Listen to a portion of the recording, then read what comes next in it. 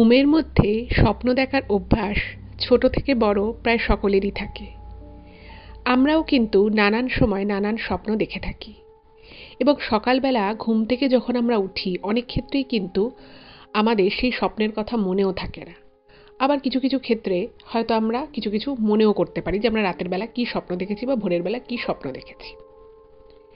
এবার বাচ্চাদের ক্ষেত্রে এই স্বপ্ন দেখার প্রবণতাটা কিন্তু অনেক ক্ষেত্রেই দেখা যায়।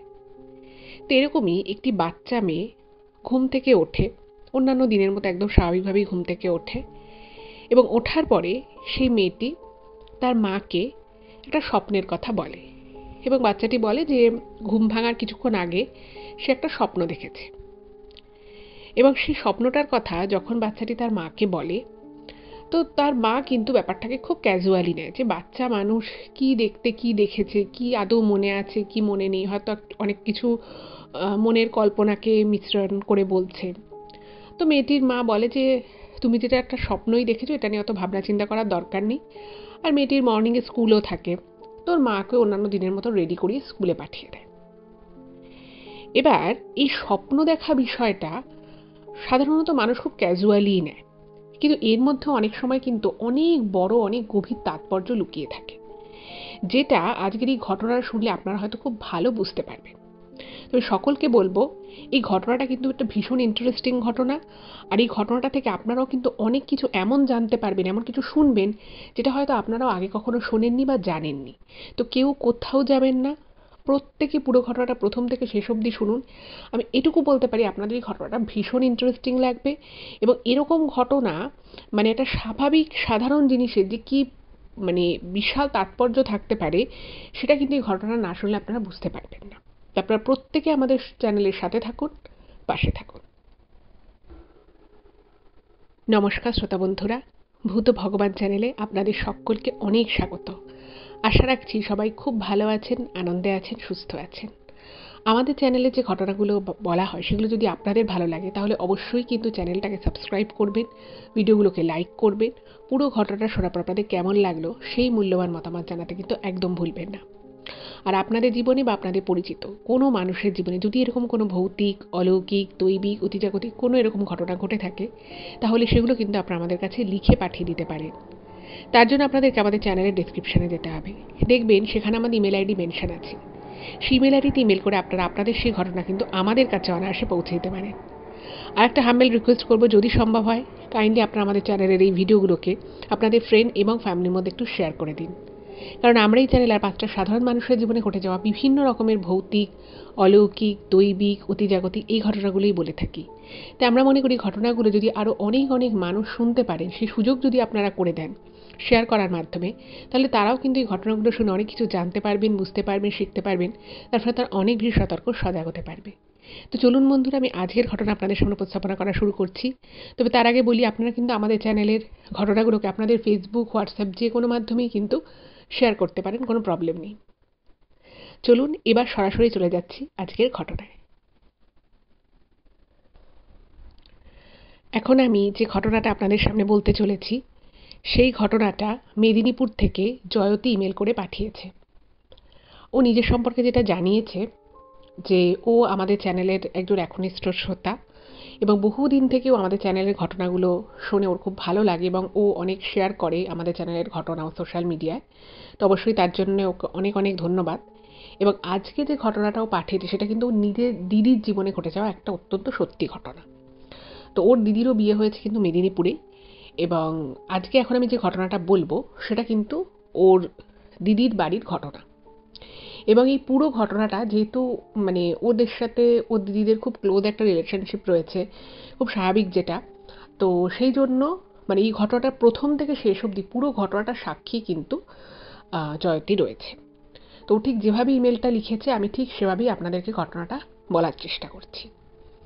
তো প্রথমে আমি ঘটনা সম্পর্কিত কিছু কথা আপনাদের বলে নিই, তাহলে আপনাদেরও ঘটনাটা বুঝতে সুবিধা হবে, আমারও আপনাদেরকে বোঝাতে সুবিধা হবে। এই ঘটনাটা লেখার সময় জয়তী রিকোয়েস্ট করেছে যেন আমি ওর দিদির আসল নামটা এখানে না বলি। তো এই ঘটনাটা বলতে গিয়ে আমি ওর জয়তী দিদিকে শুধু দিদি বলেই সম্বোধন করছি। তো জয়তীর থেকে ওর দিদি 8 বছরের বয়সে বড়, ফলে জয়তী যখন অনেকটাই ছোট তখনই কিন্তু ওর দিদির বিয়ে হয়ে যায়। এবার জয়তীর দিদির যখন বিয়ে হয় সেই সময় কিন্তু জয়তীদের ফ্যামিলির ফিনান্সিয়াল কন্ডিশনটা একদমই ঠিক ছিল না। কারণ এই জয়তী যেটা লিখেছে যে ওনার বাবার কিছু শারীরিক সমস্যা চলছিল এবং ওই সময় মানে জয়তীর বাবার কন্ডিশন খুব খারাপ হয়ে যায় এবং ওর বাবা চিকিৎসার্থের জন্য অনেক টাকা পয়সা খরচাপাতিও হয়ে যায়, কিন্তু সেইভাবে খুব একটা স্বাস্থ্যের উন্নতি হয় না। এবার বুঝতেই পারছেন একটা নিম্ন মধ্যবিত্ত পরিবার, যেখানে বাকি যারা আত্মীয় স্বজন রয়েছে, নিজের লোকজনও রয়েছে, তাদের কারোরই খুব একটা অবস্থা ভালো নয়। তো সেমাতাবস্থায় যখন এই জয়তীর দিদির বিয়ে হয় তখন ওনার দিদির বয়স ছিল এই 19 ছেড়ে জাস্ট 20-তে পড়েছে। তো বাড়ির লোক তখন মানে আশেপাশের লোকজন, আত্মীয় স্বজন সবাই তখন জয়তীর মা বাবাকে বলে যে তুমি এখন একটু থিতু অবস্থায় আছো, দুটো মেয়ে, তো ছোট মেয়েটা তো অনেকটাই ছোট, কিন্তু তোমার বড় মেয়েটা তো মোটামুটি বড় হয়ে গেছে, আর এখন তোমাদের যে আর্থিক পরিস্থিতি তাতে মেয়েকে পড়াশুনো করানোটাও তোমরা পারবে না, তো চেষ্টা করো। আমরাও মোটামুটি তখন ওর দাদু ঠাকুমা দিদা তাদেরও কারোর অবস্থা খুব ভালো নয়, কিন্তু তারা বলে যে দেখো আমরা এখনো বেঁচে আছি, আমরা সমস্ত বিয়ের দায় দায়িত্ব নিচ্ছি, একটা সম্বন্ধ দেখে মেয়েটার ভালো করে বিয়ে দিয়ে দাও, তারপরে ছোট মেয়েটা অনেকটাই ছোট, তো ওর সময়টা দেখা যাবে। এবার বুঝতেই পারছেন আর্থিক সঙ্গতি নেই, লোকজনও সেরকম যা আছে তারাও একই কথা বলছে এবং কারোরই যে খুব বেশি মানে টাকা পয়সা আছে তা নয়। তো জয়তীর বাড়ির থেকে তখন ভাবলো সত্যি তো এখন বাড়ির বড়রা সব বেঁচে আছে, আমরা এখন একটা বিয়ে থার জন্য ভাবতে পারি। মেয়ের বয়স 20 হয়ে গেছে। তখন সম্বন্ধ দেখা শুরু হয় এবং সম্বন্ধ দেখা যখন শুরু হয় তখন এটা আজ থেকে অনেক বছর আগেকার ঘটনাই আমি বলছি। তো সেই সময় না মানে সেই সময় আর কি সরাসরি পণ নেওয়ার কথা না বললেও বলা হতো যে এতটা গয়না দিতে হবে, কি এই জিনিসগুলো দিলে ভালো হয়, তো এরকম অনেক সম্বন্ধ পাচ্ছিল। কিন্তু তখন ওদের এমন অবস্থা যে বিয়েতে যে সামান্য যেটুকু গয়না দিতে হয় মেয়েকে আর কি, হাতের কানের গলার, জামাইকে যেটুকু, লোকজন খাওয়াতে যেটুকু লাগে, সেটাই সবাই মিলে আর কি স্পন্সর করে, সবাই মিলে দান করে, আত্মীয় স্বজনরাও, দাদু ঠাকুমা কিছুটা, ওর মামা বাড়ি থেকে কিছুটা, সব কিছু দিয়েছি, ওইটুকুই করা সম্ভব। মানে একটা হয়তো নেকলেস হালকা, একটা কানের দুল, একটা চুড়ি, এরকম। সেই জায়গায় দাঁড়িয়ে মানে একটার বেশি 2-3টে হার, তারপরে ক্যাশ টাকা পয়সা বা প্রচুর প্রচুর দামি ফার্নিচার, এগুলো দেয়া মানে ওদের জয়তীদের ফ্যামিলির পক্ষে তো সম্ভবই ছিল না। ইভেন আত্মীয় স্বজনরাও যারা এক এক কাজের দায়িত্ব নিয়েছিল তাদের পক্ষে ওর থেকে বেশি কিছু করা সম্ভব নয়। সেক্ষেত্রে যেটা হলো, প্রচুর সম্বন্ধ কিন্তু বাতিল হতে লাগলো। এবার চারিদিক থেকে সম্বন্ধ দেখা হচ্ছে এবং অনেক ছেলের বাড়িরা এরকমও এলো যে যারা দেখছে যে মেয়ের বাড়ির অবস্থা খুব একটা ভালো নয়, বাড়িঘর খুব একটা ভালো কন্ডিশন নয়, মেয়ের বাবার অবস্থাও খুব একটা শারীরিক দিক থেকে বা অর্থনৈতিক দিক থেকে ভালো নয়, তারা এমনি আর কি সরে পড়েছে। তো এরকম অবস্থায় বাড়ির লোকের চিন্তা উৎকণ্ঠা তো আরও বেড়ে যাচ্ছে এবং এইসব চিন্তা করতে করতে এমনিতেই জয়তীর বাবার শরীরটা ভালো ছিল না, উনি আবার অসুস্থ হয়ে পড়লেন। যাই হোক, কোনো রকমে ওনাকে মানে ঠেকনা দেওয়ার মতো করে রেখে আবার নতুন করে সম্বন্ধ খোঁজা শুরু হলো। এবার দেখুন, প্রত্যেকটা বাবা মাই চায় যে তার ছেলে মেয়ের বিয়েটা ঠিকঠাকভাবে হোক, ভালো একটা বাড়িতে তার ছেলে বা মেয়ের বিয়ে হোক, ভালো একজন জীবনসাথী পাক। এবার ওরাও প্রথম দিকে ছেলে শিক্ষিত হবে, মানে এই এই কিছু থাকবে এরকম ওরা প্রথম দিকে দেখছিল। কিন্তু যখন দেখছে যে ওরা শিক্ষিত চাইছে বা একটু ভালো আর্থিক সঙ্গতি আছে এরকম একটা ফ্যামিলি যখন চাইছে, তখন দেখছে সেই পরিবারের ছেলেগুলো যখন সম্বন্ধ দেখতে আসছে তাদের বাড়ি থেকেও একটা ডিমান্ড তৈরি হচ্ছে যে ঠিক আছে আমার ছেলে এতটা প্রতিষ্ঠিত, তো আপনাদেরকে এই করতে হবে, এই দিতে হবে। তো তখন ওরা ভাবলো যে না, মোটামুটি ছেলেটা ভালো হলেই হবে, তার যদি আর্থিক সঙ্গতি একটু কমও হয় ঠিক আছে আমরা দিয়ে দেবো বিয়ে, মানে তখন বিয়ে দিতেই হবে, এরকম একটা ব্যাপার চলে এসেছে। আর সবাই বুঝতেও পারছে যে জয়তীদির বাবা হয়তো আর খুব বেশি দিন বাঁচবে না। তো সবাই মিলে ভাবলো যে ঠিক আছে, খুব বেশি পড়াশুনো না জানলেও চলবে, বড় বাড়িঘর না হলেও চলবে, তো ঠিক আছে। আর এখানে একটা জিনিস বলে রাখি, জয়তীদির দিদি কিন্তু সেকেন্ড ইয়ার অবধি পড়াশুনো করেছিল। তারপরে কিন্তু উনি আর পড়াশোনাটা দিদি কন্টিনিউ করতে পারেনি, পারিবারিক কারণে অবশ্যই। কিন্তু খুব ভালো হাতের কাজ করতে পারতো, রান্নাবাড়ি ভালো করতো, গুণ ছিল। তো এরকম করেই সম্বন্ধ দেখতে দেখতে দেখতে দেখতে মানে ওরা ঘটককে বলেই রেখেছিল যে আপনি যে সম্বন্ধই দেখবেন তাদেরকে আগে থেকে বলে দেবেন যে মেয়ের বাড়ির পক্ষে কিন্তু এইটুকু ছাড়া, মানে বিয়ের জন্য যেটুকু যা গয়নাগাটি লাগে, যেটুকু লোকজন খাওয়াতে লাগে, সেটুকু ছাড়া বেশি কিছু করা সম্ভব নয়। যদি সেটা জেনে বুঝে তারা বিয়ে দিতে চায়, যদি ইচ্ছুক হয় কথা বাড়াতে, তবেই যেন তারা কথা বাড়ায়, নাহলে কথা বাড়ানোরই কোনো দরকার নেই। তো সেরকম ঘটককে বলে একটা সম্বন্ধ পাওয়া গেল, এবং তারা মানে সমস্তটা শুনে বুঝে তারা বলল যে না, আমরা ছেলের বিয়ে দেব, শুধু আমাদের একটা ভালো মেয়ের দরকার। তার বাড়ির লোক যদি সেভাবে পয়সা পাতি খরচা করতে নাও পারে, তাতেও আমাদের কোনো অভিযোগ নেই, তারা তাদের মেয়েকে যেটুকু দেয়ার দেবে, বাকি ওসব নিয়ে আমাদের কোনো মাথা ব্যথা নেই। এবার বাড়ির লোক বেশ ভালো ভাবলো। তো তারা তখন সেই সম্বন্ধটা নিয়ে কথাবার্তা এগোতে শুরু করলো। একদিন বাড়িতে আসে, ছেলে আসে। ছেলেরা হচ্ছে 3 ভাই 2 বোন। 2 বোনের বিয়ে হয়ে গেছে, 2 ভাইয়েরও বিয়ে হয়ে গেছে। এই হচ্ছে ছোট ভাই। বাবা মা, বেশ বড় ফ্যামিলি, একান্নবর্তী পরিবার, এবং তাদের একটা পারিবারিক ব্যবসা রয়েছে। মোটামুটি একটা সচ্ছল, খুব বিশাল বড়লোক না হলেও সচ্ছল, ভালো আর কি। এবং যখন তারা জয়তীর দিদিকে দেখে, তাদের কিন্তু খুব পছন্দ হয়ে যায়, এবং তারা মানে ওইসব দেনা পাওনা কোনো বিষয় নিয়ে কোনো কথাবার্তা বলে না। শুধু ওরা একটা কথাই বলে যে আপনাদের যা আপনার মেয়েকে দেওয়ার ইচ্ছে দিন, আমাদের কোনো তাতে দাবি নেই, আমরা মেয়েকে আশীর্বাদ করে আগে থেকেই গয়না দিয়ে যাব।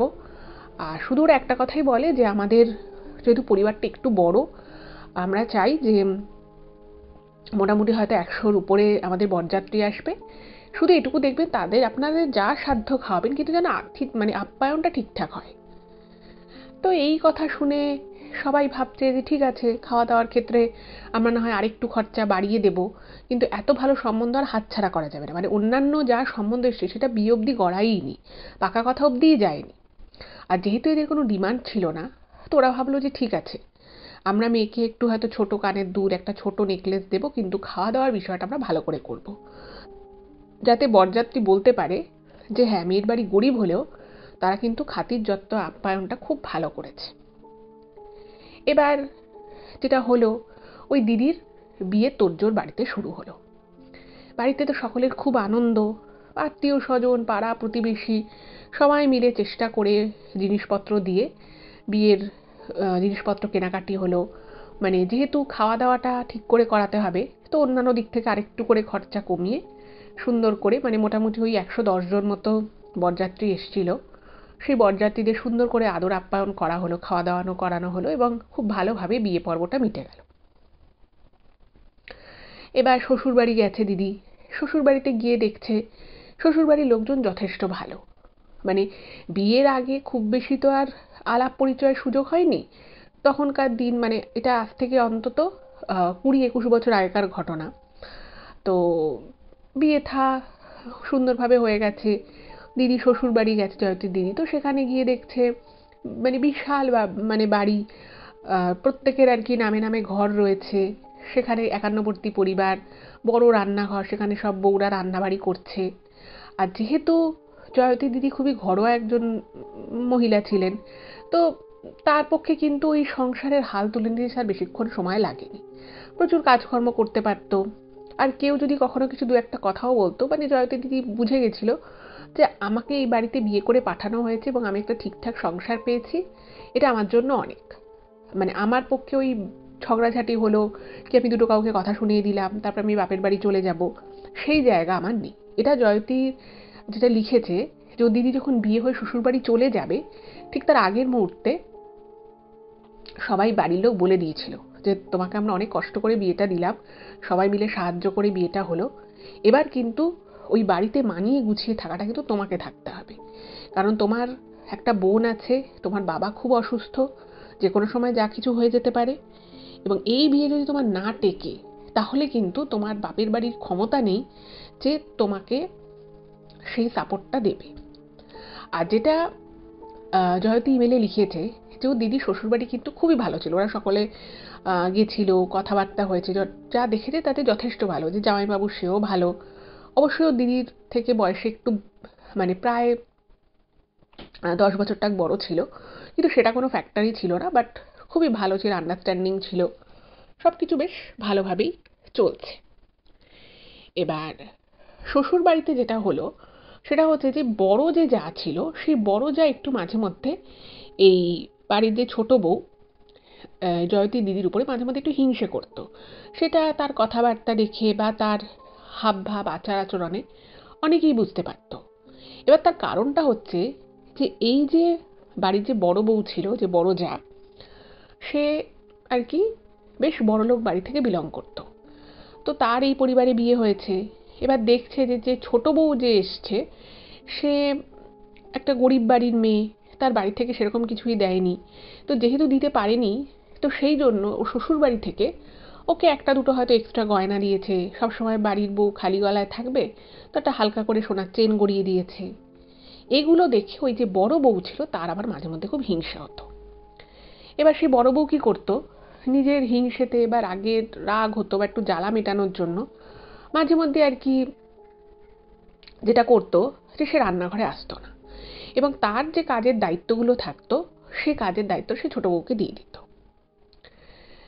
এবার ইচ্ছে করেই হয়তো সে তার ঘরে শুয়ে বসে রয়েছে, কিন্তু সে কাজ করতে আসতো না, এবং সে মনে করতো যে না, আমি তো বড়লোক বাড়ির মেয়ে, এই মেয়েটা এত গরিব বাড়ি থেকে এসে, তো কাজগুলো ওই করবে। এবং কখনো কখনো এমন কিছু কথা বলে ফেলতো সবার সামনে, সেটা সবাই বুঝতে পারতো যে এই বড় বউ হয়তো একটু হিংসে করে। এবার মাঝে মধ্যে এই জয়তীর দিদি যখন বাপের বাড়ি আসতো, তো সেও মাঝে মধ্যে দু একটা কথাবার্তা বলতো, কিন্তু ওর দিদি খুবই শান্তশিষ্ট স্বভাবের ছিল, তো সব কিছু মেনে নিত। আর যেহেতু আর শ্বশুরবাড়িতে আর কোনো সমস্যা ছিল না, সবাই খুব ভালোবাসতো, তো ওর দিদির অতটা কোনো অসুবিধে হতো না।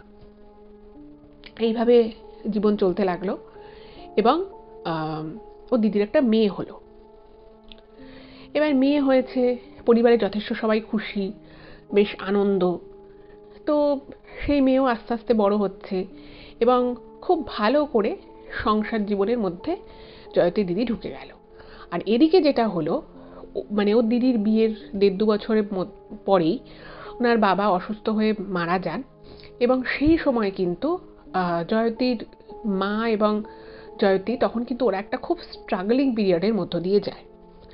এদিকে ওর পড়াশুনো রয়েছে জয়তীর, তারপরে মানে ঘরে সংসারের দায় দায়িত্ব, আর একটা দুটো মানুষের এই পৃথিবীতে বেঁচে থাকতে গেলে তাকে খাবার খেতে হবে, তার অন্যান্য খরচাপাতি রয়েছে। তো সেই সমস্ত কিছুর জন্য কিন্তু জয়তীর মা যিনি ছিলেন, তিনি ওনাদেরই আর কি পাড়াতে একজন বয়স্কা মহিলা ছিলেন। তো তারই আর কি দেখভালের কাজ করতেন, আয়ার কাজ করতেন, এবং সেখান থেকে আর কি কিছু পয়সা উপার্জন হতো, এবং সেই স্বল্প টাকা দিয়ে মামের কিন্তু সংসার চলত। এবার ওই দিদির যে মেয়ে ছিল, তো সে তার সকালে স্কুল, তো সকালবেলা ওই দিদি খুব ব্যস্ত থাকতো মেয়েকে ঘুম থেকে তুলে তাকে রেডি করে ড্রেস আপ করিয়ে স্কুলে জন্য আর কি রেডি করে দেওয়া। তো প্রত্যেক দিন সকালবেলাটাই কিন্তু মানে যেদিন যেদিন আর কি স্কুল থাকতো খুব ব্যস্ততার মধ্যে কাটতো। এবার মেয়েটি একদিন ঘুম থেকে উঠে, নিজে থেকেই উঠেছে, অন্যান্য দিন ওকে মানে বারবার ডেকে তুলতে হয়, যা হয় বাচ্চাদের ক্ষেত্রে। তো মেয়েটিকে ডাকছে, মানে মেয়েটি আর কি নিজে থেকে উঠে গেছে, এবং মানে ডাকার আগেই উঠে গেছে। ওর মা একটু অবাক হয়ে যায় যে বাবা মেয়ে তাড়াতাড়ি উঠে গেছে, তো ভেবেছে হয়তো কোনো কারণে ঘুমটা ভেঙে গেছে। তো বাচ্চা মেয়েটি উঠে তখন তার মাকে বলছে, মা আমি না একটা স্বপ্ন দেখেছি। এবার এর আগেও একবার দুবার বলেছে যে সে স্বপ্ন দেখেছে, কিন্তু কি স্বপ্ন বা কি বৃত্তান্ত ওগুলো নিয়ে ওর মা কোনোদিন আর অতটা মাথা ঘামায়নি। কিন্তু সেদিন মেয়েটা মানে স্কুল যাবে না বলছে, আর বলছে মা তুমি শোনো আমি কি স্বপ্ন দেখেছি। তো তখন উনি বলছে কি স্বপ্ন দেখেছিস। তো তখন বলছে, মানে জানলার দিকে হাত দিয়ে মেয়েটা বলছে যে ওই জানলায় নাকি একটা লম্বা চুলের মেয়ে এসে দাঁড়িয়েছিল, এবং সেই মেয়েটা নাকি ওকে বাইরের দিকে, ওদের মানে যে বাড়ি ছিল সেই বাড়ির পরে কিছুটা বেশ জমি রয়েছে, তো বলছে একটা লম্বা চুলের মেয়ে আমি মাঝে মধ্যে স্বপ্নে দেখি, আর সে নাকি জানলা দিয়ে ওকে বাইরের দিকের একটা জমি রয়েছে ওদের, তো সেই জমির দিকে ওকে দেখায়। তো ওর মা বলছে যে সকালবেলা তো স্কুল রয়েছে, ওটা স্বপ্ন দেখেছি, ঠিক আছে স্বপ্নের কোনো ভিত্তি হয় না, স্বপ্ন স্বপ্নই হয়, ওটা ভুলে যেতে হয়, বলে আবার ওকে কোনো রকমের জোর জবরদস্তি করে রেডি করে স্কুলে পাঠিয়েছে। এবার মানে বেশ 2-3 দিন ধরেই আর কি মেয়ে এরকম বলছে স্বপ্ন দেখেছে স্বপ্ন দেখেছে। এবার ঘটনা হচ্ছে যে দেখুন, স্বপ্ন অনেকেই দেখে, আর ওই বাচ্চা মেয়েটি, এই জয়তী দিদির যে মেয়ে, সে কিন্তু এর আগে স্বপ্ন দেখেছি বা এইটা দেখে ভয় পেয়েছি, অমুক স্বপ্নে এরকম হয়েছে, এরকম কথা কিন্তু কখনোই এর আগে বলেনি। এবার ওর মাইন্ড একটু সন্দেহ হচ্ছে যে বারবার মেয়ে আজকাল মাঝে মধ্যেই স্বপ্ন দেখেছি স্বপ্ন দেখেছি কেন বলছে।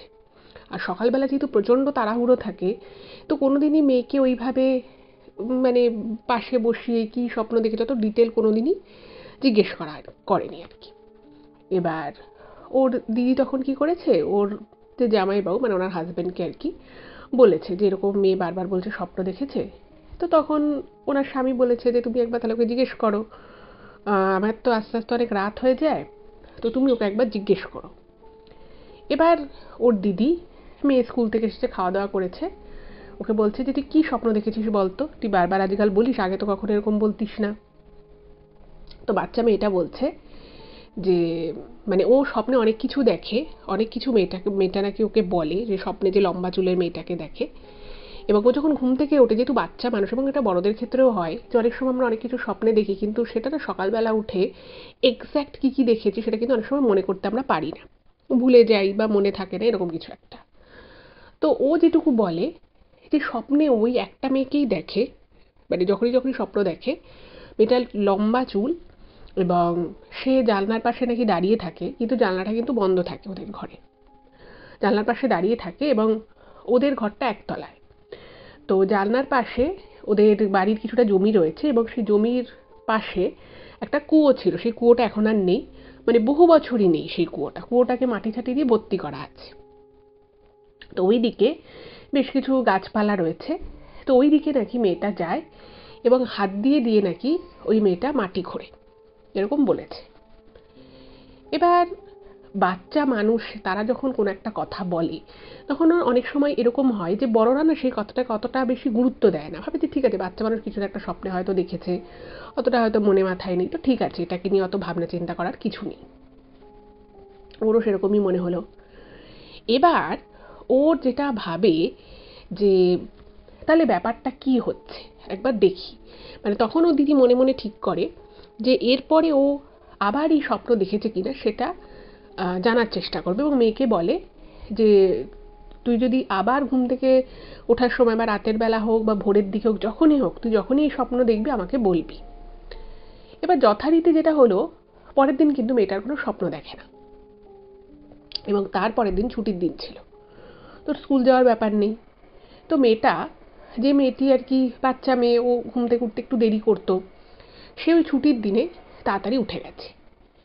এবার ধরপড়িয়ে উঠেছে সেদিন মেয়েটা, একটু ভয় পেয়েছে দেখে বোঝা যাচ্ছে। তো পাশে ওর মা ছিল, বাবাও ছিল, ওনারাও উঠে গেছে। কি হয়েছে না, মেয়ে বলছে যে ও আবার স্বপ্ন দেখেছে এবং ও মানে খুব ভয়েও উঠেছে এবং ও বারবার জানলার দিকে তাকাচ্ছে, এবং সেই সময়টা কিন্তু অনেকটা সকাল, জাস্ট ভোরের আলোটা জাস্ট ফুটেছে, বাড়ির কেউ ঘুম থেকে ওঠেনি। এবং মেয়েটা বলছে যে ওই লম্বা চুলের একটা মেয়ে নাকি ওই জানলার পাশে দাঁড়িয়ে রয়েছে। এবার দেখুন, একটা জিনিস যখন বারংবার হতে থাকে না, তখন কিন্তু মানুষের মনে একটু হলেও একটা স্ট্রাইক আসে যে কেন হঠাৎ করে মেয়েটা এই কথাটা বারবার বলছে।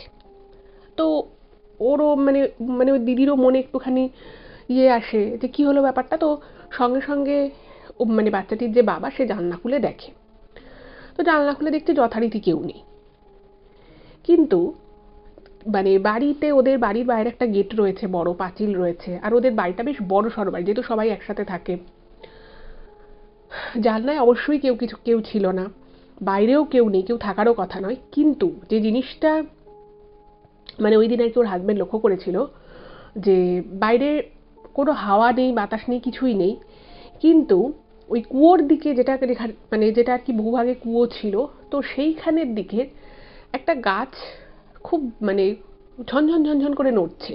মানে একটা গাছকে ডালকে যদি খুব স্পিডে কেউ হাতে ধরে নাড়াতে থাকে, মানে দেখুন হালকা বাতাসে নড়তে পারে, সেটা হয়তো অন্য গাছের ডালে সেই হাওয়াটা লাগছে না, হয়তো পার্টিকুলার ওই গাছের ডালটা খুব হালকা, সেই জন্য হয়তো হাওয়ায় বাতাসে নড়ছে।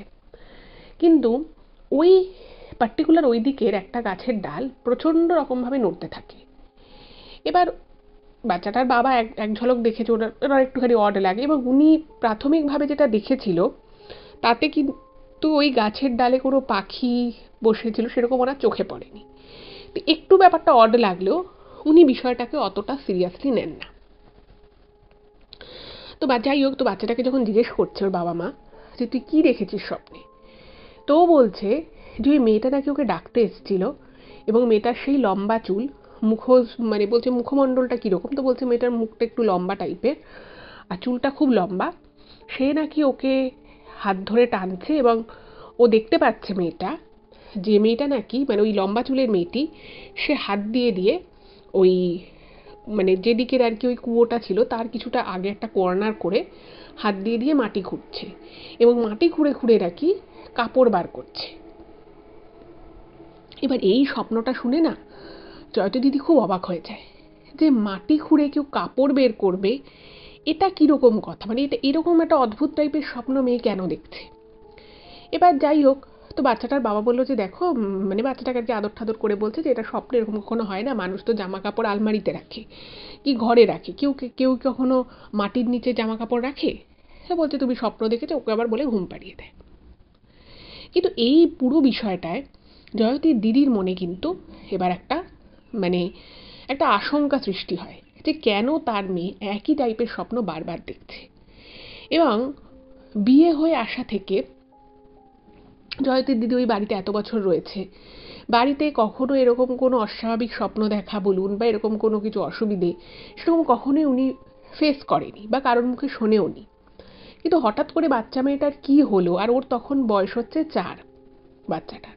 তো 4 বছর বয়সে একটা বাচ্চা বারবার এরকম দেখছে, এটাও একটা খুব অস্বাভাবিক বিষয়।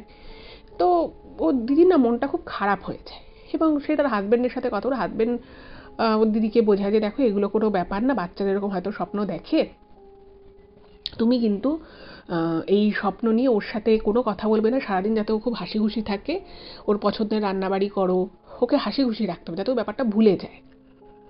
এবার সবই করা হচ্ছে, ওর মানে দিদি আর কি জামাইবাবু এনে দিয়েছিল ওপর বাচ্চাটার পছন্দের খাবার দাবার। এবার ছোটো মানুষ ও আর কতটুকু খায়, কিন্তু যেটা ওরা ভাবছিল যে এগুলোর পরে হয়তো বাচ্চাটার মন থেকে এই বিষয়টা চলে যাবে, কিন্তু যত আস্তে আস্তে দিন যেতে লাগলো বাচ্চাটা কিন্তু আগে যেমন সপ্তাহে 3 দিন 2 দিন করে এরকম স্বপ্ন দেখতো, সেই জায়গায় সেটা 5 দিন 6 দিনে দাঁড়িয়ে গেল। মানে প্রায়ই দেখছে বলা যেতে পারে, রোজের পর্যায়ে চলে গেছে। এবার না ওর খুব অড লাগে যে এইটা কি করে সম্ভব, একই জিনিস বারংবার কেন ঘটছে, কেন তার মেয়ে এরকম স্বপ্ন দেখা শুরু করেছে। এবার এখানে একটা কথা বলে রাখি, এই বিষয়টা যখন রোজ হতে লাগলো, তো স্বাভাবিকভাবেই কিন্তু জয়তী তখন ওর শাশুড়ি শুধু বেঁচে, তো শাশুড়ি মাকে বলেছে যে এরকম মেয়ের অসুবিধে হচ্ছে, কি করা যায়, কেনই বা এরকম হচ্ছে। ওইদিকে মানে গাছে আছে, ওখানে নর্মাল খুব যে জঙ্গল আছে ওই জায়গাটা তাও না, নর্মাল গাছপালা রয়েছে। তো শাশুড়ি বলল যে ঠিক আছে, একটা কাজ করো, তো আমি এক জায়গায় যাব, সেখানে আর কি ঠাকুরের মন্দির আছে, সেখান থেকে ঠাকুরের ফুল আর মন্ত্র বলে ওই যেটাকে জল পড়া বলে সেটা আমি নিয়ে আসবো, তুমি মেয়েকে খাইয়ে দেবে, আর সন্ধ্যের পরে মেয়েকে নিয়ে বেরিয়েও না কিছুদিন, দেখবে সব ঠিক হয়ে যাবে। বাচ্চা মানুষ স্কুলে ঠুলে যায়, হয়তো কোথাও হাওয়া বাতাস লেগে গেছে, এরকম কিছু। এবার জয়তী দিদিও সেটাকেই বিশ্বাস করে এবং ভাবে যে ঠিক আছে, মেয়েকে কিছুদিন সন্ধ্যের পরে বাইরে বের করবো না। আর ওনার শাশুড়ি কোথা থেকে একটা ঠাকুরের ফুল এনে দিল, আর ওই জল পড়া দিয়েছে, এবং সেটা দিয়ে ওর দিদিকে বলে যে তুমি এটা ওকে সকালবেলা ঘুম থেকে উঠে আর শোয়ার আগে খাইয়ে দেবে, তাহলে আর এই সমস্যা হবে না। এবার বিষয় যেটা মানে দাঁড়ালো সেটা হচ্ছে যে ওই জিনিসটা করার পরে 2 দিন কিন্তু সব কিছু ঠিকঠাক রইল, মেয়েটা কোনো স্বপ্নও দেখলো না, ঠিকঠাক করে ঘুমোলো, কোনো ঘুমের মধ্যে ভয় পাওয়া বা কিছু দেখে আটকে ওঠে এরকম কোনো ঘটনা ঘটলো না। এবার যেহেতু মাঝখানে 2 দিন কোনো ঘটনা ঘটলো না, তো বাড়ির সবাই ভাবলো যে ঠিক আছে, মেয়েটা হয়তো সত্যিই কোথাও হাওয়া বাতাস লাগিয়ে ফেলেছিল, তো যে বিষয়টা হচ্ছিল সেই বিষয়টা থেকে মুক্তি পাওয়া গেছে। এবারে যাই হোক, বাড়ির সকলের একটু চিন্তা একটু মুক্ত হলো। এর ঠিক 2-3 দিন পরে একটা ঘটনা ঘটল। হঠাৎ করেই মানে ও ঘুমোচ্ছে, বাচ্চা মেয়েটা ওর বাবা মার পাশে ঘুমোচ্ছে। হঠাৎ করেই রাত 1:30-2টো নাগাদ মেয়েটা, মানে বাচ্চা মেয়ে, আর ও কিন্তু খুব শান্তশিষ্ট স্বভাবের একটা বাচ্চা, খুব জোরে চিৎকার করা বা খুব কান্নাকাটি করার সময় খুব জোরে কান্নাকাটি করা বা খুব জেদ করে এরকম কখনোই বাচ্চাটা করে না। হঠাৎ করেই বাচ্চাটা না মানে মারাত্মক চিৎকার দিয়ে কেঁদে ওঠে, মানে মারাত্মক জোরে চিৎকার করেছে।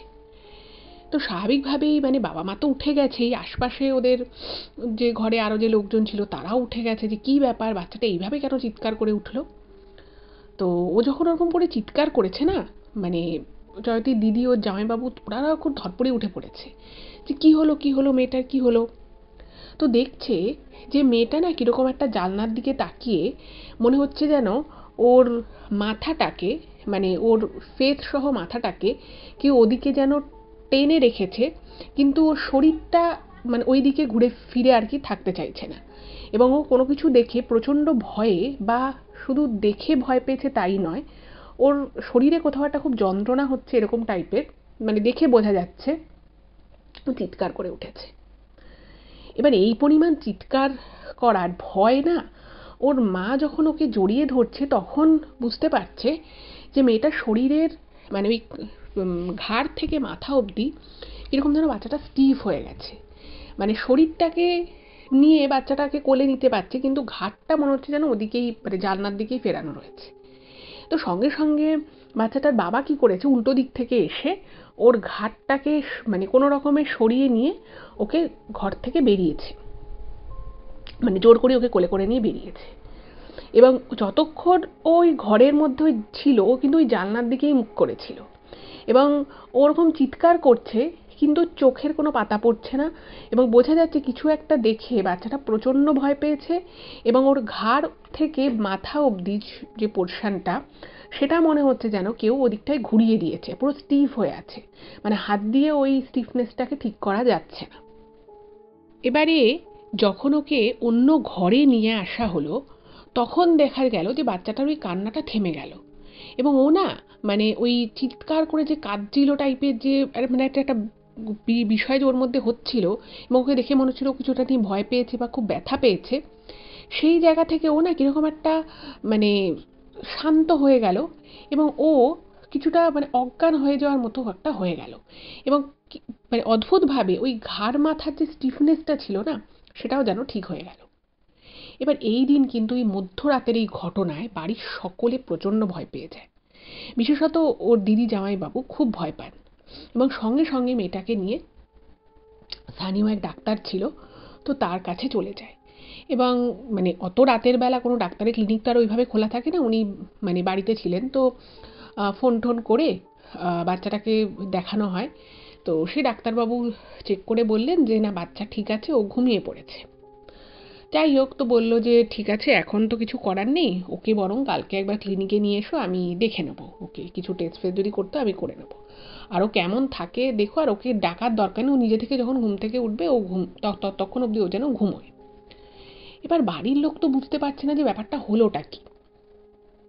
যাই হোক, তো সারা রাত তো ওদের কারোর ঘুম নেই, সকালবেলা যখন মানে নর্মাল যেরকম টাইম ওর ঘুম ভাঙে ও সেরকমভাবেই মানে ঘুম থেকে ভেঙেছে।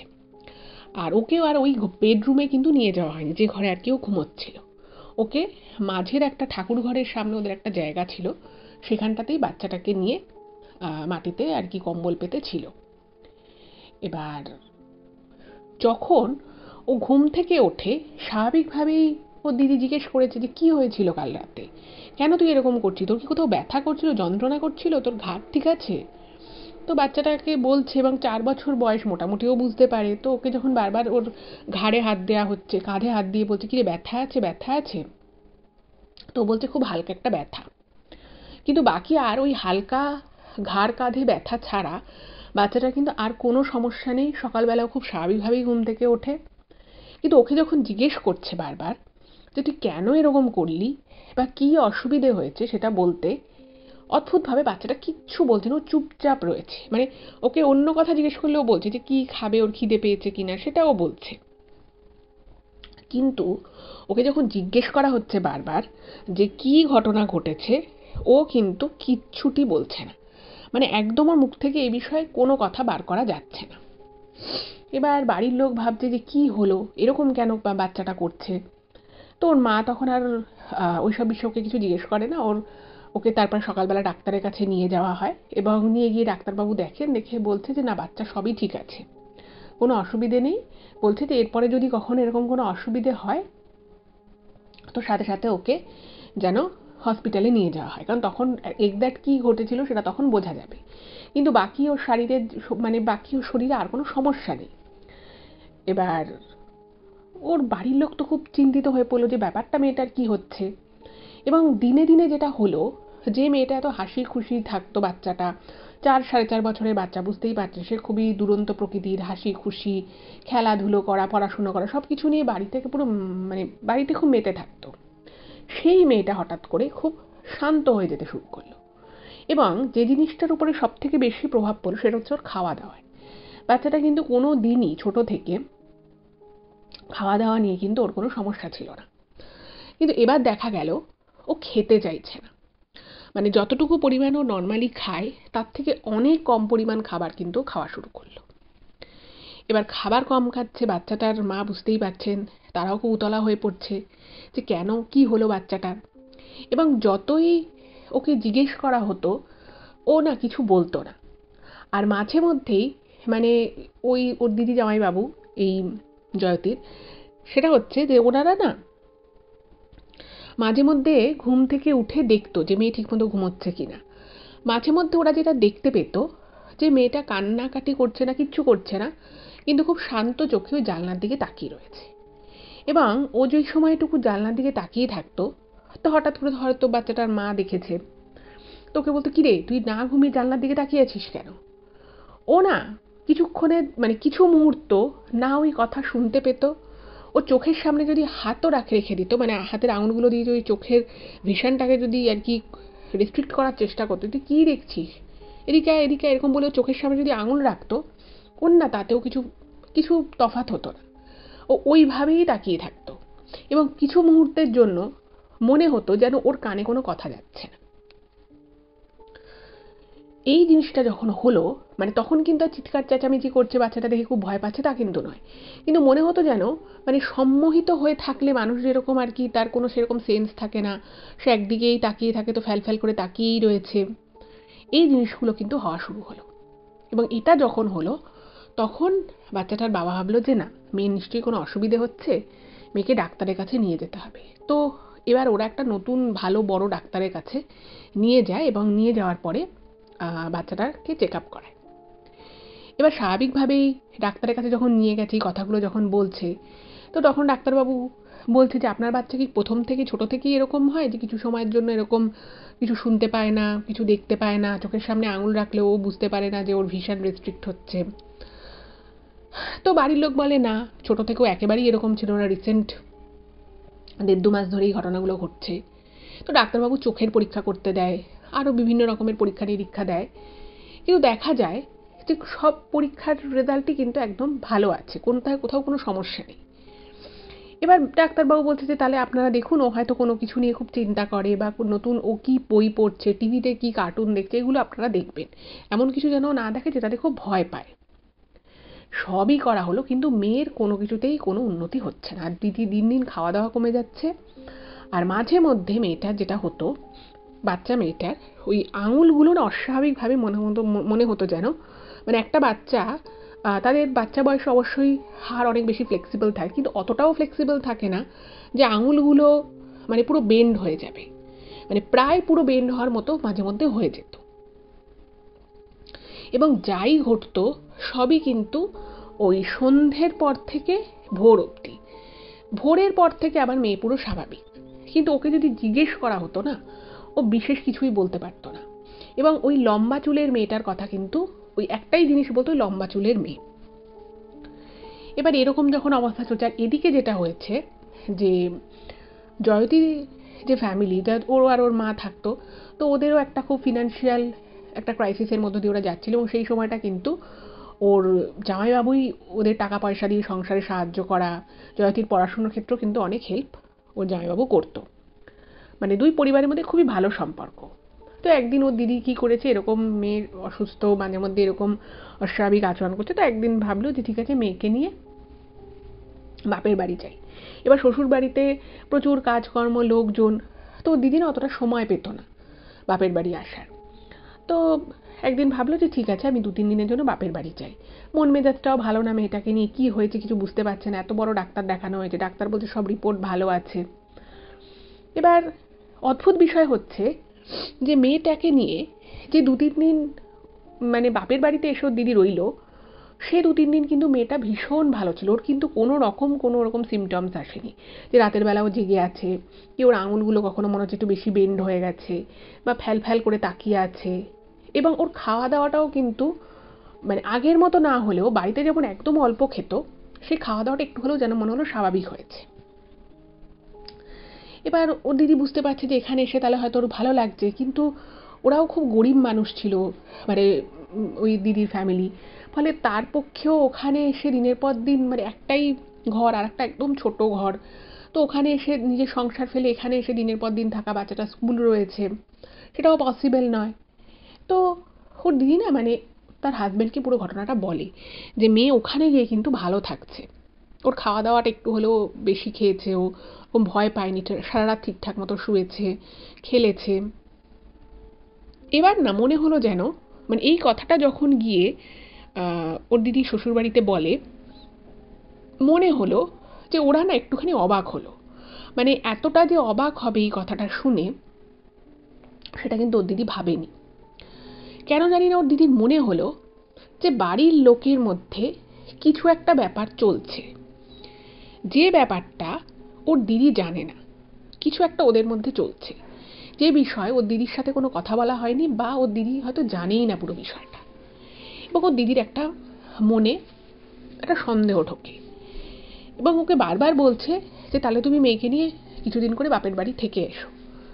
এবার ওর দিদি বলছে সে আমি না হয় গিয়ে থাকবো, কিন্তু এটা তো ওর নিজের বাড়ি, এখানে ওর কেন সমস্যা হচ্ছে, বা এই ঘরেই বা ওর কেন সমস্যা হচ্ছে, এবং ওই যে লম্বা চুলের মেয়ে সেটাই বা কেন বলছে। এবং ও বুঝতে পারতো যে বাড়িতে ওকে ব্যতি রেখে, বিশেষত শাশুড়ির সাথে ওর যে বড় যা, সে মাঝে মধ্যে অনেক কথা বলতো। এবং আর একজন যে বউ ছিল, মাঝের যে ভাই, মেজ ভাই যে, সে মানে সেও অতটা কিছু বুঝতে পারতো না, কিন্তু এই বড় যে যা, তার সাথে তার শাশুড়ির মাঝে মধ্যে এই বিষয়টা নিয়ে কথা হতো। এবং যখনই এই ছোট বউ বা মেজ বউ তার সে কথার মাঝে ঢুকতে যেত, বা সেটা নিয়ে কিছু জিজ্ঞেস করতে যেত, বড় যা এবং শাশুড়ি দুজনেই কিন্তু কথাটাকে এড়িয়ে যাওয়ার চেষ্টা করত। এবং এই বিষয়টা জয়তীর দিদি কিন্তু বেশ কিছুদিন লক্ষ্য করে যে কিছু একটা ওদের মধ্যে কথা চলছে, যে কথাটা এ জানে না বা মেজ বউও জানে না। এবার একদিন না মানে দেখছে যে মেয়ের এরকম বারবার অসুবিধে হচ্ছে, মাঝে মধ্যে বাপের বাড়ি যাচ্ছে, কিন্তু মেয়েটা স্কুল রয়েছে সামনে, নিজের সংসার রয়েছে, আর ওই বাড়িতে আর কি ওর মানে জয়তী আর কি যেটা জানিয়েছে যে ও ছোটোখাটো হাতের কাজ করতো, ফলে ঘর যেহেতু নেই সেরকম, ওই হাতের কাজের জিনিস যেগুলো করতো সেগুলো ঘরে রাখতে হতো, ফলে ওই বাড়ি গিয়ে কিন্তু মেয়েকে নিয়ে থাকতে একটু অসুবিধেই হতো। এবার একদিন এরকম বিষয়গুলো যখন চলছে, ওর দিন একটু সন্দেহ হয় যে কী ব্যাপার, কিছু তো একটা ব্যাপার চলছে। তো দিদি না ওর হাজব্যান্ডকে জিজ্ঞেস করে যে আচ্ছা একটা কথা বলো তো, আমার সবার ওই যে আমি আপনাদের ঘটনাটা যখন শুরু করেছিলাম, আমি আপনাদেরকে বলেছিলাম যে যে বড় যা ছিল, সেই বড় যা কিন্তু মাঝে মধ্যেই কিন্তু ছোট বউয়ের উপরে খুব হিংসে করতো।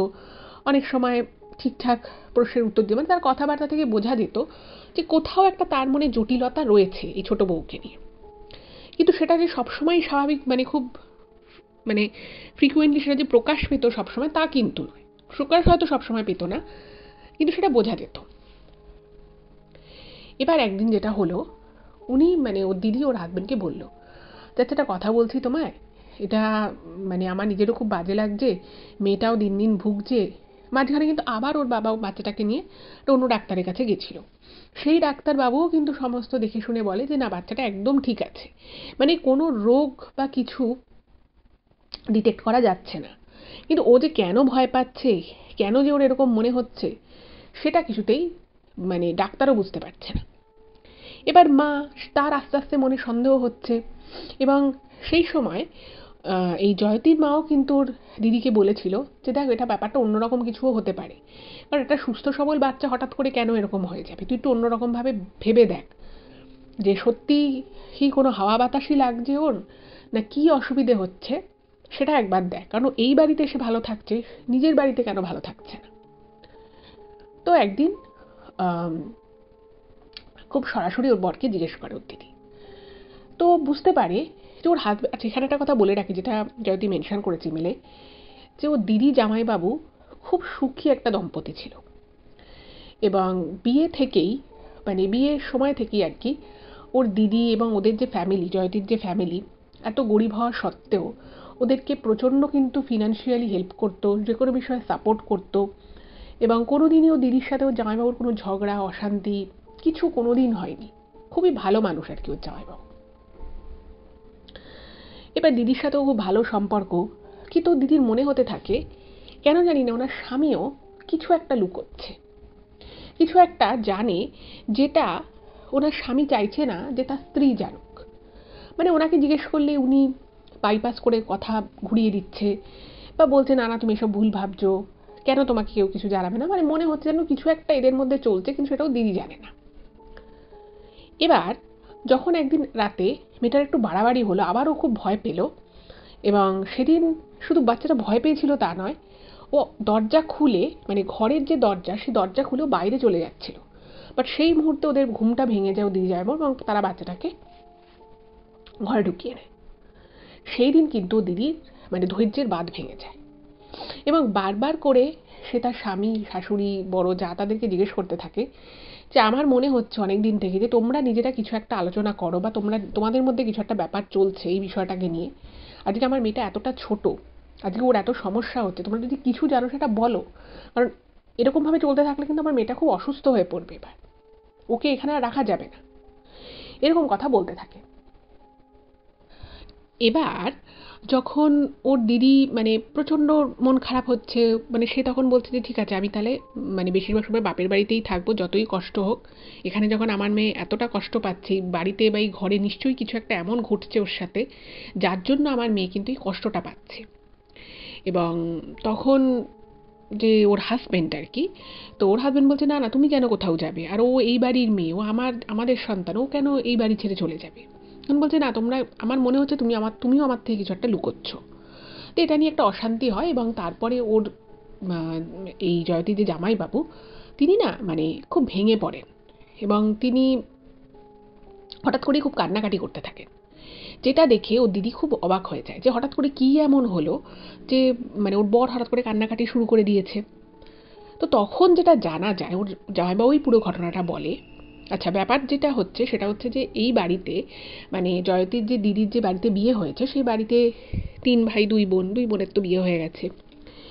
এবার ওদের একটা মানে পারিবারিক যেমন ব্যবসা ছিল, তেমনি এই জয়তীর যে জামাইবাবু, ওনার নিজস্বও কিন্তু একটা ভালো ব্যবসা আছে। এবার এই 3 ভাইয়ের মধ্যে সব থেকে বেশি টাকা পয়সা কিন্তু এই বাচ্চাটার বাবারই আর কি, জয়তীর জামাইবাবুর। এবার এবং তার ব্যবসা অনেক, মানে এই তার আলাদা করে যে ব্যবসাটা রয়েছে, একটা তো পারিবারিক ব্যবসা রয়েছে যেটা 3 ছেলেই দেখে, আর আলাদা যে ব্যবসাটা রয়েছে সেটা কিন্তু বেশ লাভজনক একটা ব্যবসা, এবং সেটা অনেক দিন থেকে। এবার ওই বাড়ির যে বড় যা, যে বড় বউ আর কি, সে মানে সে বিয়ে হয়ে এসে দেখছে যে তার বরের যা ইনকাম, তার ছোট দেওরে সব থেকে বেশি ইনকাম। সে তার ঘরে দামি দামি জিনিস কিনছে, দামি দামি জিনিস সে ব্যবহার করছে, সংসারে কেউ কোনো টাকা পয়সা সে দিয়েও দেয়, তার মনও যথেষ্ট ভালো। তো এই সব কিছু দেখে ওর বড় জায়ের মাথায় একটা বুদ্ধি আসে। সে তখন, মানে তখনও মেজো ভাইয়ের বিয়ে হয়নি। এবার সে তখন কি করে, তারই একটা কোনো পরিচিত আত্মীয়ের এক মেয়ের সাথে এই ছোট দেওরের বিয়ের সম্বন্ধ করে। এবার বাড়ি থেকে স্বাভাবিকভাবেই বলে যে বড় ছেলের বিয়ে হয়েছে, এবার আগে তারপরে মেজো ছেলের বিয়ে হবে, তারপরে ছোট ছেলে আমরা বিয়ে দেবো, কেন এখনই শুধু শুধু ছোট ছেলে বিয়ে দিতে যাব। কিন্তু ওই মেয়েটি যখন এদের বাড়িতে আসে, যে যাকে ওর বড় যাই, যাকে আর কি তার আত্মীয় বলে তাকে নিয়ে এসেছিল, সে তখন চাপ দিতে থাকে যে না আসলে ওই মেয়েটির মানে এভাবে ব্যাপারটা বলতে থাকে যে ওর সে আত্মীয়া যে মেয়েটি, তার নাকি একে খুব পছন্দ হয়েছে, এই ছোট দেওরকে, এবং সেই জন্য বাড়ির লোক চাইছে বিয়ে দিয়ে দিতে। এবার এই বিয়েটার ক্ষেত্রে কিন্তু মানে এই জয়তীর দিদির যে শ্বশুর শাশুড়ি ছিলেন তারা কিন্তু রাজি ছিলেন না, কারণ তারা চাইছিলেন যে মেজো ছেলের আগে বিয়ে হোক, তারপরে ছোট ছেলের বিয়ে দেবো। কারণ এখন যদি ছোট ছেলের বিয়ে দিয়ে দিই, মেজো ছেলের জন্য যখন সম্বন্ধ দেখবো তখন একটা প্রশ্ন আসবে যে কেন মেজো ছেলে মানে বিয়েটা আগে না দিয়ে ছোট ছেলের বিয়ে কেন দিয়েছে। তো ওনারা কিন্তু খুব একটা রাজি ছিলেন না। আর এদিকে এই যে ছোট ছেলে যে ছিল, সেও যে খুব রাজি ছিল তা কিন্তু নয়। এবং যেহেতু বাড়ির বড় বউয়ের আত্মীয় বলা হয়, এবং সেই মেয়েটির সম্পর্কে যে খুব বেশি খোঁজখবর করা হয়েছিল বা খুব বেশি কিছু যে মানে জানা পরিচয় ছিল তা কিন্তু নয়। এই মেয়েটিকে ইভেন ওরা বিয়ের সময় একবারই দেখেছিল, ওর মানে যখন ওর বড় দাদার বিয়ে হয়েছিল তখন তার শ্বশুরবাড়ির তরফ থেকে এই মেয়েটা এসেছিল। এর থেকে বেশি কিন্তু কোনো ইনফরমেশন ওদের কাছে ছিল না। এবার মানে বলা যেতে পারে মানে পুরো বিয়ের উদ্যোগটা এই বড় বউই নেয় এবং মেয়েটার সাথে এর বিয়ে দিয়ে দেয়। এবার যেদিন বিয়ে হয় মানে একদম যেদিন বিয়ে হয়ে এলো সেদিনই একটা ঘটনা ঘটে। আচ্ছা, এখানে একটা জিনিস বলে রাখি যেটা জানা যায়, যে বিয়েটাও কিন্তু মানে খুব লোকজন ডেকে বিয়েটা যে হয়েছিল তা কিন্তু নয়। ওরা বলেছিল যে মেয়েটাদের অবস্থা যথেষ্ট ভালো, যথেষ্ট টাকা পয়সা আছে, কিন্তু কোনো একটা কারণের জন্য ওদেরকে নাকি বলা হয়েছে যে এই মেয়ের বিয়ে খুব বিশাল বড় করে দেওয়ার দরকার নেই, তার বদলে প্রচুর প্রচুর গয়না গাটি, বাসনপত্র, কাঁসা পেতলের বাসন, রূপোর বাসন এগুলো দেওয়া হবে। তো এইরকম বলে ঠলে দেখা যায় যে খুব ছোট করে একটা বিয়ের একদম নিকট কিছু লোক ছাড়া কাউকেই বলা হয়নি, এবং বিয়ে হওয়ার সাথে সাথে সেদিনই কিন্তু শ্বশুরবাড়ি পাঠিয়ে দেয়। এবার যেদিন ওই মেয়ে বিয়ে হয়ে বাড়িতে আসে, তো বাড়িতে সবাই যে ঠিক আছে বিয়ে হয়েছে যখন ভালো কথা। এবং অদ্ভুত বিষয় হচ্ছে যে যে পরিমাণ গয়নাগাটি দেয়া হবে বলে মানে বড় বউই বলেছিল যে বিয়েতে অত বড় করে অনুষ্ঠান করে কি হবে, তো ওরা প্রচুর গয়নাগাটি দেবে। কিন্তু দেখা যায় যে না মেয়েকে সেরকম গয়নাগাটি দিয়ে পাঠিয়েছে, না এদের জন্য বিশাল ভালো জিনিসপত্র পাঠিয়েছে, কিছুই না।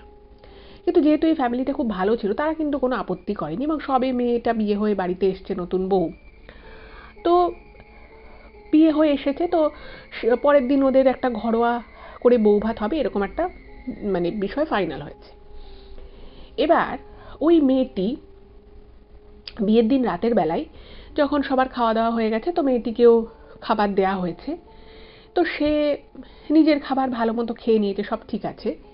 কিন্তু ওই বাড়িতে কিছু আত্মীয় স্বজন ছিল, তারা হঠাৎ করে দেখে যে ওকে আর কি ওর জন্য একটা আলাদা ঘর ওপরে দোতলায় বরাদ্দ করা হয়েছে, যে ও সেখানে সেই রাতটা শোবে, তো তারপরে তো ওদের পরের দিন বৌভাতের অনুষ্ঠান হবে, তো ওর সাথে আরও দুটো ওদেরই কোনো আত্মীয় স্বজন কাকিমা টাইপের কেউ একজন ও মেয়েটার সাথে শোবে। এবার তারা দেখছে মানে হঠাৎ করে তারা দেখতে পায় যে মেয়েটা ওই ওদের যে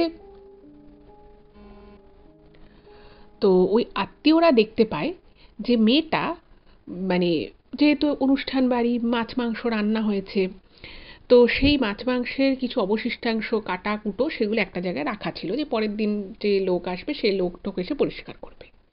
ওই মেয়েটা নাকি ওরকম মানে উচ্ছিষ্ট অবশিষ্টাংশ মাছের কাটা, মাংসের কাটা, এগুলো নাকি মুখে দিয়ে কড়মড়িয়ে চিবোচ্ছে।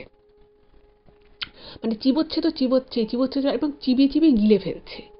এবং প্রথম যে যে মানে বয়স্কা মহিলা যিনি এটা দেখেন, মানে তিনি না এটা দেখে মানে আঁতকে ওঠেন এবং বাবা গো মা গো বলে চিৎকার করা শুরু করে দেয়। সঙ্গে সঙ্গে অনুষ্ঠানের মানে বাড়িতে অনুষ্ঠান, লোকজন রয়েছে, তারাও বেরিয়ে আসে এবং তারা এসে দেখছে যে মেয়েটার মুখে ওই মাছ আর মাংসের কাঁটা ভর্তি, এবং সেই কাঁটা কুটোগুলো চিবোতে গিয়ে ওর ঠোঁটের কাছে কিছু কিছু জায়গাটা কেটে কেটে গেছে রীতিমতো, এবং সেই কাটা জায়গা থেকে রক্ত পড়ছে, এবং সেই সব কিছু নিয়ে তা সত্ত্বেও মুখের মধ্যে নিয়ে কড়মড়িয়ে চিবোচ্ছে। এবং যখন ও দেখে যে বাড়ির লোকজন সবাই ওকে দেখতে পেয়ে গেছে, ও না প্রচণ্ড রেগে যায় এবং রেগে গিয়ে যে ওই বয়স্কা কাকিমা যিনি আর কি বাবা গো মাগো বলে চিৎকার করেছিলেন, তাকে ধরে মানে একদম এক ঠেলায় ছুঁড়ে ফেলে দিয়ে সে পাশের মানে ঘর থেকে বেরিয়ে যায়। এবং সে বেরিয়ে গিয়ে কি করতে থাকে, তার মেয়েটা খুব লম্বা চুল ছিল, সে কি করে, সে চুলটা খুলে ফেলে, মানে বিশাল বড় একটা খোপা, সেই খোপাটা খুলে ফেলে এবং হাত দিয়ে কি করে, ওই যেখানে আগে কুয়োটা ছিল, সেই সময়ও কুয়োটা বন্ধ অবস্থাতেই ছিল, কুয়োটা বহু বছর আগের থেকেই ওটা বন্ধ করা হয়েছে, তো ও কি করে ওই কুয়োর পাশে হাত দিয়ে দিয়ে মাটি খুঁড়তে থাকে এবং মাটি খুঁড়ে কি করে, ওই যে জিনিসগুলো খেয়ে ফেলেছিল, যে কাটাকুটোগুলো উচ্ছিষ্টগুলো, সেটাকে কি করে, ওটাকে মানে মুখ থেকে আবার আস্তে আস্তে বার করছে, পেটের ভিতর থেকে কিভাবে কিভাবে যেন বার করে, মানে মাটি খুঁড়ছে আর ওগুলোকে মুখ থেকে ফেলছে বারবার। এবার এই দৃশ্য যখন বাড়ির সকলে দেখে, তারা না মানে মানে ভয় আটকে গেছে, মানে আটকে উঠেছে এবং ওকে সামলানোর জন্য যে পাশে কেউ যাবে, ইভেন এই বাড়ির যে বড় বউ, সে সে তার পৃষ্ঠপোষকতাতেই তো বিয়েটা হয়েছিল, সেই বারবার বিয়ের জন্য বলেছিল, ওই দৃশ্য দেখে সেও তখন সামনে যেতে ভয় পাচ্ছে এবং তাকে সবাই বলছে, দি তুমি তো আমার বোন হয়, তুমি ওকে আটকাও, কি করছে এগুলো। সেও আটকাতে গেছে সবার কথা শুনে, কিন্তু সেও আর আটকাতে পারছে না। এবং ওই মেয়ে কি করে, তাকে নতুন সুন্দর একটা শাড়ি দেওয়া হয়েছে, সে শাড়ির আঁচলগুলো দাঁত দিয়ে ছিঁড়ে ছিঁড়ে সে ওই গর্তের মধ্যে ফেলতে থাকে, যেখানে উচ্ছিষ্ট খাবারগুলো মুখ থেকে উগড়ে উগড়ে ফেলেছে। এই জিনিস দেখে তো মানে সকলে ভয়ে একেবারে মানে অস্থির হয়ে গেছে, সঙ্গে সঙ্গে বলছে যে এই মেয়েকে নিয়ে তো সংসার করানো যাবে না, এই মেয়ে তো মানে একদম পিচাসি যাকে বলে, এরকম আর কি বলছে। এবং ওকে যত বলছে, মেয়েটা না কীরকম যেন একটা রাগ হয়ে যাচ্ছে। এবং অদ্ভুত বিষয় হচ্ছে, সেই দিনই মানে ভোর রাতের দিকে ওই বাড়িতে, মানে ওই মেয়েটাকে তো তারপরে ওখান থেকে কোনো রকমে টেনে হিচড়ে নিয়ে এসে ওর বাপের বাড়ির লোককে খবর দেওয়া হবে সকালবেলা, তো ওকে একতলা একটা ঘরে বসিয়ে রাখা হয়েছে এবং রীতিমতো হাত পা বেঁধে, কাপড় দিয়ে বেঁধে, কারণ ও যেরকম অস্বাভাবিক আচরণ করছে, মানে কাউকে গ্লাস, পেতলের ভারী গ্লাস ছুঁড়ে মারতে যাচ্ছে, কিন্তু মেয়েটা এরকম কিন্তু ছিল না। মানে মেয়েটাকে দেখে কিন্তু স্বাভাবিক বলেই মনে হয়েছিল। এরা একবার দেখতে গেছিল এবং বিয়ের সময়ও দেখেছিল, দাদার বিয়ের সময়। তো তখন কিন্তু মেয়েটাকে দেখে এরকম উন্মাদ বা এরকম অস্বাভাবিক আচরণ করতে পারে, এরকম কিছুই কিন্তু মেয়েটাকে দেখে বোঝা যাওয়ার কোনো উপায় ছিল না। এবং অদ্ভুত বিষয় হচ্ছে যে ওই মেয়েটাকে যখন হাত পা বেঁধে রাখা হয়েছে, তো তখন ওকে বলতে, তুমি এরকম কেন করছো, কি সমস্যা তোমার। তখন ওই মেয়েটা একটা ঘোরের মধ্যে ছিল এবং সে বলে দেয় যে আমাকে তো এই বাড়িতে পাঠানো হয়েছে টাকা পয়সা সব আত্মসাৎ করার জন্য। এবং ওই বাড়ির যে বড় বউ ছিল, সেই যে পুরো টাকা, মানে যেহেতু তার দেখেছে যে তার ছোট দেওরের ব্যবসা খুব ভালো চলছে, এবার সে ভেবেছিল যে এই মেয়েটা, যে প্রথম থেকেই মেয়েটা কিন্তু এরকম মানে কাস্ট বলুন বা ওর মধ্যে কোনো ভয়ঙ্কর আত্মার কোনো প্রভাব ছিল বা যে কারণেই হোক, সেটা যে মেয়েটা যে এরকম সেটা কিন্তু এই বড় বউটা জানতো এবং এই ইচ্ছে করে ছোট দেওরের সাথে এই কারণে বিয়ে দিয়েছিল, যাতে এই ছোট দেওরে যে টাকা পয়সা বিষয় সম্পত্তি, ওই মেয়েটাকে আর কি, মেয়েটার তো আর কি সেরকম করে সংসার করব সেরকম তো কোনো আর কি মেন্টালিটি ছিল না, ওকে ব্যবহার করে এই ছোট দেওরে টাকা পয়সা সম্পত্তি কিন্তু আত্মসাৎ করার একটা প্ল্যান করেছিল। এবার দেখুন, যখন এরকম একটা ঘটনা সামনে আসে, অবভিয়াসলি যেই কাজটা করছে সে তো অস্বীকার করবে এবং তখন ওই মেয়েটা এমনই কিছু জিনিসপত্র করে ফেলেছে যে পুরোপুরি বড় বউয়ের নামে বললেও বাড়ির লোকেরা কিন্তু যে পুরোপুরি মেয়েটার কথা বিশ্বাস করেছিল তা কিন্তু নয়। কারণ ও তখন বলছে, আরে ও তো পাগল, পাগলের কথাকে বিশ্বাস করে, আমি তো ভালোর জন্যই ওর সাথে বিয়ে দিয়েছিলাম। মানে বড় বউ পুরো অস্বীকার করে, কান্নাকাটি করে একটা বিশাল সিন বানায়। এবং পরবর্তী সময় মেয়েটাকে আর কি, তাও এদের বাড়ির লোক বলেছিল যে ঠিক আছে, ও চিকিৎসা হোক, ও যদি ঠিকঠাক হয়ে যায় অবশ্যই বিয়ে যখন হয়ে গেছে আমরা অবশ্যই আমাদের ছেলের বউ হিসেবেই তাকে রাখবো। কিন্তু মেয়েটা নিজে থেকেই তারপর আর আসতে চায়নি এবং সে বলে যে আমি নিজেই জানি না আমি মাঝে মধ্যে আমি কী করে ফেলি। এবং মেয়েটা তখন নাকি খুব স্পষ্টভাবেই এই জয়তী জামাইবাবুকে বলেছিল যে যেহেতু ওর টাকা পয়সা অনেক বেশি, ওর নিজস্ব ব্যবসা ভালো চলছে, তো সেসবের জন্যই নাকি ওকে বিয়ে দেওয়া হয়েছিল। কিন্তু ওই যে বললাম, যেহেতু মেয়েটা অস্বাভাবিক আচরণ করেছিল, তো ওকে সবাই পাগলই বলতো, ফলে পাগলের কথা যে পুরোপুরি লোকে সবাই বিশ্বাস করেছিল তা কিন্তু নয়। তো এই কারণ আরেকটা ছিল, যার জন্য কিন্তু জয়তীর দিদিকে ওর বড় যা খুব একটা পছন্দ করতো না। যাই হোক, তো পরবর্তী সময় যখন আর কি কিছুদিন এগিয়ে কেটে যায়, তো সবাই বলল যে দেখো এইরকম বিয়ের তো কোনো ভ্যালিডেশন নেই, আর জাস্ট কোনো রকমে নমনম করে বিয়ে হয়েছিল, তো এসব। আর মেয়েটাও তার কিছুদিন পরে, কোনো একটা কয়েক বছর পরে মেয়েটা আর কি মারা যায় কোনো একটা কারণের জন্য। তো সেই জন্য বাড়ির সবাই ভাবে যে এটা তো কোনো বিয়েই না, কারণ ও স্বাভাবিক স্টেটেই ছিল না, আর সেরকম আত্মীয় স্বজন কেউ ওদের বাড়ির তরফ থেকে বলাও হয়নি। আর যেহেতু বিষয়টা নিয়ে অনেক মানে একটা ব্যাপার হয়ে গেছিল, তো সেই জন্য যখন এই জয়তী দিদির সাথে বিয়ে হয়েছিল ওর জামাইবাবুর, তখন কিন্তু বাড়ির সকলে মিলে ঠিক করে যে নতুন বউ বাড়িতে আসবে, এটা যদি জেনে আসে তার অনেক সমস্যা হতে পারে। তো সেই জন্য পুরো বিষয়টা বাড়ির সকলে মিলে কিন্তু চেপে যায়। এবং এত বছরে, মানে যে ক বছর আর কি বিয়ে হয়েছিল, 5.5 বছর, সেই 5.5 বছরে কিন্তু ওর দিদি বুঝতেও পারেনি যে এরকম কোনো ঘটনা ওই বাড়িতে ঘটেছিল। যাই হোক, তো তারপরে ওর দিদি এই সমস্ত শুনে বলে যে এটা যদি আমি আগে জানতাম তাহলে হয়তো আমার মেয়েটা কষ্ট পেত না। তো তারপরে ওই বাড়িতে একজন পুরোহিতকে আনা হয়। তিনি কিছুদিন করে কামাখ্যা মায়ের ওখানে থাকেন, সাধনা করেন, আবার কিছুদিন তারাপীঠে গিয়ে সাধনা করেন। তো সেরকম একজন সাধককে আনা হয়। তো তিনি ওখানে আর কি একটা যজ্ঞ করেন এবং বলে যে যে জায়গাটায় আর কি ওই জিনিসগুলো ফেলেছিল, ওরকম করেছিল, বলছে ওই জায়গার মাটি পুরো খুঁড়ে উপড়ে ফেলে সেখানে কোনো ইট কাঠ সিমেন্ট দিয়ে একটা কিছু বানাতে, একটা কনস্ট্রাকশন বানাতে, এবং উনি পুজো করে দেন, পুরো বাড়িটাকে বেঁধে দেন এবং বলেন যে পারলে ওখানে একটা কিছু তোমরা, যাই হোক একটা কিছু বেদি মতো হলেও করে দাও, এবং ওখানে তোমরা সন্ধ্যেবেলা ওই প্রদীপ ধূপকাঠি এগুলো দেবে। তো তারপরে সেটা করা হয়, এবং অদ্ভুত বিষয় হচ্ছে যে ওই ওই সাধক এসে পুজো করার পরে সব কিছু কিন্তু ঠিক হয়ে যায়। মানে বাচ্চাটার যে সমস্যাগুলো ছিল সেগুলো মানে একদম পুরো ভ্যানিশ হয়ে যায়, রাতারাতি ভ্যানিশ হয়ে যায়। তো এটাও বলে যে ওই আত্মা যেটা ছিল সে হয়তো মেয়েটার কোনো ক্ষতি করতো না, কিন্তু কেন যে ওকে ভয় দেখাচ্ছিল বা কেন যে সেটা কিন্তু পুরোটা স্পষ্ট নয়। কিন্তু ওই মানে তান্ত্রিক এসে পুজো করার পরে কিন্তু ওদের আর কোনো সমস্যা হয়নি, সব কিছু একদম ঠিকঠাক চলছে। তো এটাই ছিল ঘটনা। আমার তো ভীষণ অন্যরকম লাগলো ঘটনাটা। আপনাদের কেমন লাগলো অবশ্যই জানাবেন, আর প্লিজ এই ভিডিওগুলো একটু সকলের সাথে শেয়ার করে দিন ফেসবুক, হোয়াটসঅ্যাপে। ভালো থাকবেন, দেখা হবে আবার পরবর্তী এপিসোডে। নমস্কার।